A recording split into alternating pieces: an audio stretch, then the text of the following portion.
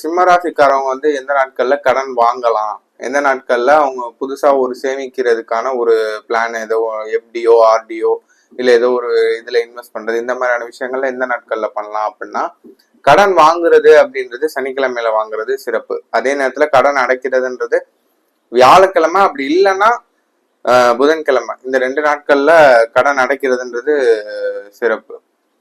அதே நேரத்துல பணத்தை சேர்க்கணும் அப்படின்றப்ப புதன்கிழமை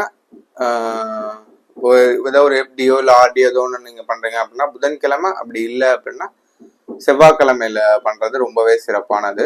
இந்த 2 நாட்கள்ல உங்களுக்கான பிளான், ஏதோ எஃப்டி பிளான் ஆர்டி பிளான் இல்லை ஏதோ இன்வெஸ்ட்மெண்ட் ரிலேட்டடா இதெல்லாம் நீங்க பண்றதுன்றது உங்களுக்கு அந்த பணத்தோட நிரந்தரத்தை வந்து அதிகரிச்சுட்டே போகும். அதே நேரத்துல கடனை நீங்க சனிக்கிழமையில வாங்குறப்ப என்ன ஆகும்னா, அடுத்த டைம் கடன் வாங்காத சூழ்நிலையை அது ஏற்படுத்தி கொடுக்கும். சனிக்கிழமை கடன் அடைக்கிறப்பயுமே, வாங்கின கடனை சனிக்கிழமையில அடைக்கிறப்பயுமே அதே ஒரு சூழ்நிலையை ஏற்படுத்தி தரும். இதனால என்ன ஆகும்னா, கடன் வாங்குறது குறையும், சேமிக்கிறது அதிகமாகும். ஒரு ஜாதகரோட தனிப்பட்ட வாழ்க்கையை பொறுத்த வரைக்குமே நீங்க சிம்மராசியா இருந்தா இந்த நாட்களை ஃபாலோ பண்றப்போ உங்களுக்கு அது சிறப்பான பலனை தரும்னு நம்ம சொல்லலாம்.